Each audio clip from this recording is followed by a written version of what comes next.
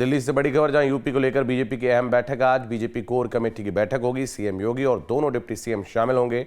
BJP केंद्रीय चुनाव समिति की भी बैठक होगी। तो लोकसभा चुनाव को लेकर मंथन किया जाएगा। प्रत्याशियों के नाम पर लग सकती है मोहर। उम्मीदवारों की पहली लिस्ट जारी हो सकती है। पहली सूची में 100 से ज्यादा नाम हो सकते हैं। पीएम मोदी, गृह मंत्री अमित शाह शामिल होंगे। बीजेपी अध्यक्ष नड्डा भी बैठक में शामिल होंगे।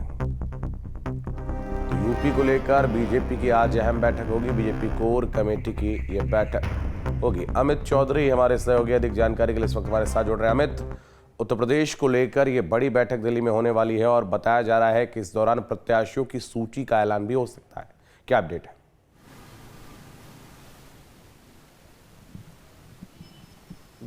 बिल्कुल, देखिए 2024 के चुनाव या किसी भी चुनाव की बात करें तो उत्तर प्रदेश की एक अहम भूमिका होती है। 80 लोकसभा सीट वाले उत्तर प्रदेश को लेकर भी आज की इस मीटिंग में अहम फैसले लिए जा सकते हैं। जिस तरीके से कयास लगाए जा रहे हैं कि 100 से 120 सीटों पर जो उम्मीदवार हैं लोकसभा के, उनके नाम तय किए जाएंगे। दूसरी तरफ मंथन उन सीटों पर भी किया जाना है जो सीटें 2014 या 2019 में बीजेपी हारी थी। उत्तर प्रदेश की बात की जाए तो 14 ऐसी सीटें हैं जिनको बीजेपी 2019 में हारी।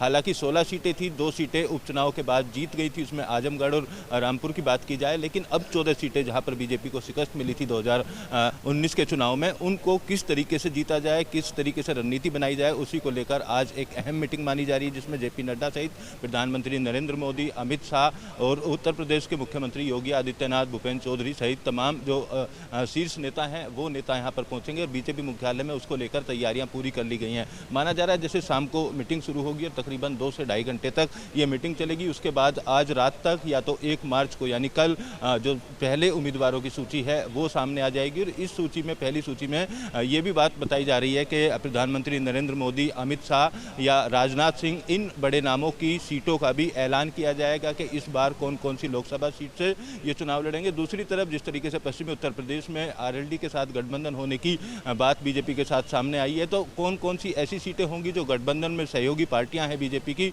उनको दी जाएंगी। क्योंकि पश्चिमी उत्तर प्रदेश को भी बचाना है बीजेपी को, उसको लेकर एक बड़ी रणनीति के तहत जयंत चौधरी से भी बातचीत चल रही है। तो किन किन सीटों पर समझौता होगा जो सहायक दल हैं उन दलों के साथ, और किन किन सीटों पर जो हार मिली थी उनको किस तरीके से जीता जा सकता है, उन तमाम मुद्दों को लेकर यहाँ पर इस मीटिंग को अहम मीटिंग के तौर पर माना जा रहा है। खास तौर पर कुछ सुखबुगाहट ये भी थी कि कुछ पुराने सांसदों के टिकट काटे जा सकते हैं, लिहाजा उनकी धड़कनें भी बढ़ी हुई हैं। ऐसे कौन कौन से सांसद होंगे वो भी आज देर रात तक साफ हो सकता है। कई उम्मीदवार बदले जाने की जानकारी अभी सामने आई थी और बीजेपी केवल उन्हीं उम्मीदवारों पर अब दांव खेलना चाहती है जो जिताऊ उम्मीदवार हैं। क्योंकि इस बार 400 पार का नारा दिया गया है और अगर 400 पार सीटें लेकर आनी है तो मंथन पर भी कड़ा विचार करना होगा। और खास तौर पर वो सीटें जहां ऐसा बीजेपी को महसूस हो रहा है कि उन सीटों पर शिकस्त मिल सकती है, उन सीटों को लेकर उम्मीदवार, और वहां जिस तरीके से पिछले दिनों खबरें सामने आई थी कि सर्वे भी कराया गया था और उम्मीदवारों की को लेकर नाराजगी, उनके क्षेत्र में किस किस उम्मीदवार को लेकर नाराजगी है, वो पूरी